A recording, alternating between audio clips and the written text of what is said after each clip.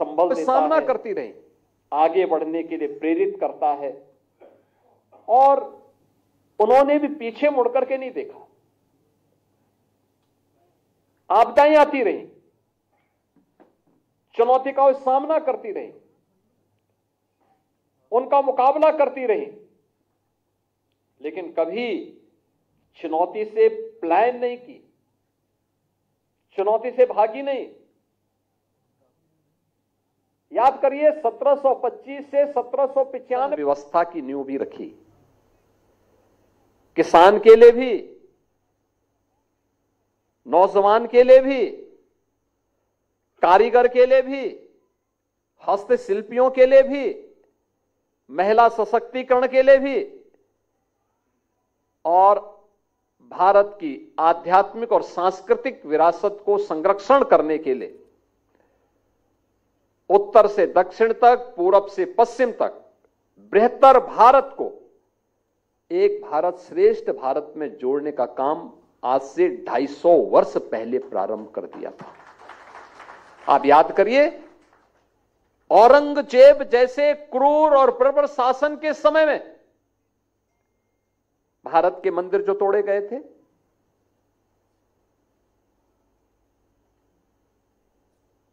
उससे पहले बाबर के समय में भारत के अंदर भारत की आस्था के प्रतीकों को जिस प्रकार से नष्ट कर दिया गया था, राजे महाराजे बहुत रहे होंगे, लेकिन इन मंदिरों का पुनरुद्धार होना चाहिए, भारत की आस्था का सम्मान होना चाहिए। वे मेरे शासन के हिस्से हो या ना हो, लेकिन मेरी आस्था भारत की आस्था है, इस आस्था का सम्मान हर हाल में होना है। और वह मालवा राज्य से बाहर आकर के केवल काशी में नहीं, केवल गया में नहीं, केवल जगन्नाथपुरी में नहीं, केवल पशुपतिनाथ और केदारनाथ में नहीं, महाकाल और सोमनाथ में ही नहीं, सुदूर दक्षिण में रामेश्वरम में समुद्र के तट पर जाकर के भी यह अभियान थमा नहीं। यह अभियान थमा नहीं, यह निरंतर जारी रहा। याद करिए, विदेशी हुकूमत कहीं हैदराबाद का निजाम है, कहीं जूनागढ़ का नवाब है, कहीं पर तमाम अन्य ऐसे विधर्मी समानांतर शासन सत्ता का संचालन कर रहे हैं। देश प्रकारांतर में गुलाम है, लेकिन उस सब के बावजूद भारत की इस आस्था को सम्मान मिलना चाहिए। एक और अपने स्वयं की कमाई की धनराशि का उपयोग भारत की आस्था को सम्मान देने के लिए, दूसरी ओर राजसत्ता में सशक्तिकरण का, सम्मान का, सुरक्षा का और स्वावलंबन का क्या आदर्श प्रस्तुत हो सकता है, वहां के स्थानीय हस्तशिल्पी और कारीगरों के लिए जिन कार्यक्रमों को उन्होंने आगे बढ़ाया। हमारे यहां जैसे वाराणसी की साड़ियां हैं, इसी प्रकार से मध्य भारत में आप जाएंगे, महसमती की साड़ियां विख्यात है। घाटों का निर्माण कैसे होना चाहिए, आज हमारे पास तकनीक है, लेकिन उन्होंने उस समय भी महसमती का जो घाट तैयार किए थे नर्मदा नदी के, आज भी आप जाके देखिए 300 वर्षों के बाद वे घाट उसी रूप में लोक माता के उस विराट व्यक्तित्व की ओर हम सबका ध्यान आकर्षित करते हैं। याद करिए, बद्रीनाथ केदारनाथ के दर्शन करने के लिए आज भी लोगों को 10 बार सोचना होता है कि हम हरिद्वार से जाएंगे तो 12 घंटे हमें टैक्सी से लगेंगे, बस से लगेंगे, और ये मार्ग जो बना भी है, इससे पहले सिंगल लेन का मार्ग वहां के लिए जो बना थे 1962 के बाद बना है, यानी मार्ग तब नहीं थे, तब पैदल मार्ग रहा होगा, और तब भी केदारनाथ धाम का निर्माण उन्होंने उस समय किया था। बद्रीनाथ मंदिर के सुंदरीकरण का काम उन्होंने उस कालखंड में किया था। पशुपतिनाथ मंदिर के लिए उन्होंने उस समय योगदान दिया था। जगन्नाथपुरी तक जाने के लिए काशी में काशी विश्वनाथ धाम, गया में गया जी तक जब पहुंच मार्ग नहीं थे, साधन नहीं थे, उस कालखंड में भी उन्होंने इस कार्य को किया था। लेकिन साथ साथ किसानों के लिए भी कार्य होना है, उनके सम्मान के लिए भी कार्य करना है, और शासन पद्धति कैसे चलनी चाहिए यह उस समय की आदर्श व्यवस्था के माध्यम से लोक माता अहिल्याबाई होलकर ने दिया था। बहनों और भाइयों, लोक माता अहिल्याबाई होलकर के इस विराट व्यक्तित्व के प्रति कृतज्ञता ज्ञापित करने के लिए आज आदरणीय प्रधानमंत्री जी की प्रेरणा से पूरे देश के अंदर एक कार्यक्रम प्रारंभ हुए हैं, जिन्हें 21 मई से 31 मई तक एक बड़े अभियान के तहत हमें हर एक स्तर पर लेके जाना है। आदरणीय प्रधानमंत्री जी की प्रेरणा से,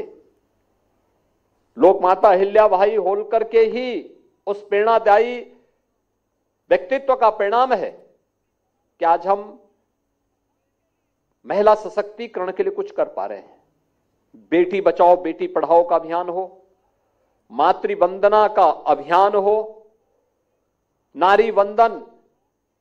अधिनियम के माध्यम से विधायिका में वह 1/3 प्रतिनिधित्व देने का कार्यक्रम हो, या फिर जीवन के प्रत्येक क्षेत्र में उनके सशक्तिकरण के लिए किए जाने वाले अभियान। प्रदेश में मुख्यमंत्री कन्या सुमंगला योजना हो या मुख्यमंत्री सामूहिक विवाह की योजना, उत्तर प्रदेश पुलिस बल में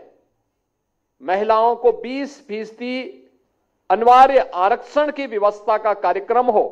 या वीसी सखी के माध्यम से प्रत्येक ग्राम पंचायत में बैंकिंग की सुविधा उपलब्ध कराने का कार्यक्रम, लखपति दीदी के प्रधानमंत्री मोदी जी का अभियान हो, या फिर जीवन के प्रत्येक क्षेत्र में मिशन शक्ति के इस अभियान के माध्यम से चल रहे कार्यक्रम, महिलाओं को जहां पर वह निवास कर रही है उसका मालिकाना अधिकार मिले। प्रधानमंत्री स्वामित्व योजना के माध्यम से देश के अंदर 3 करोड़ परिवारों को, और अकेले उत्तर प्रदेश में 1 करोड़ से अधिक परिवारों को अब तक घरौनी के माध्यम से उसका मालिकाना अधिकार देने का काम इस डबल इंजन की सरकार के द्वारा किया गया। और यह हमारे लिए एक अवसर है, जब हम समाज के अंतिम पायदान पर बैठे हुए लोगों तक महिला सशक्तिकरण और मिशन शक्ति के इस कार्यक्रम को लोक माता अहिल्याबाई होलकर के प्रति अपनी कृतज्ञता ज्ञापित करने के क्रम में इसको आगे बढ़ाएं। हम लोगों ने इस बार के बजट में इस बात की व्यवस्था भी की है, लोक माता अहिल्याबाई होलकर के नाम पर कामकाजी महिलाओं के लिए वर्किंग हॉस्टल के निर्माण के लिए 7 स्थानों पर उत्तर प्रदेश के अंदर हम लोग वर्तमान में इस कार्यक्रम को लेके जा रहे हैं। और आज के इस अवसर पर मुझे बताते हुए प्रसन्नता है, मित्रों, जब हम महापुरुषों की बात होती है, महापुरुषों का योगदान अविस्मरणीय है। उन्हें बांटा नहीं जा सकता, उन्हें जाति मत मजहब क्षेत्र भाषा के आधार पर नहीं बांटा जा सकता, लेकिन दुर्भाग्य से पिछली सरकारों के द्वारा किया गया। आप याद करिए, औरैया में एक राजकीय डिग्री कॉलेज था, लोक माता अहिल्याबाई होलकर के नाम पे। समाजवादी पार्टी की सरकार ने उस डिग्री कॉलेज का नाम बदल दिया था, और आज मुझे घोषणा करते हुए प्रसन्नता की अनुभूति हो रही है कि उसी औरैया में हम राजकीय मेडिकल कॉलेज का नामकरण लोक माता अहिल्याबाई होलकर के नाम पे करेंगे। ये सात वर्किंग हॉस्टल भी लोक माता अहिल्याबाई होलकर के नाम पर ही समर्पित होंगे, और मेडिकल कॉलेज का नामकरण भी लोक माता अहिल्याबाई होलकर के नाम पर ही होंगे। महिला सशक्तिकरण और मिशन शक्ति के इन कार्यक्रमों को हमें 31 मई तक के कार्यक्रम में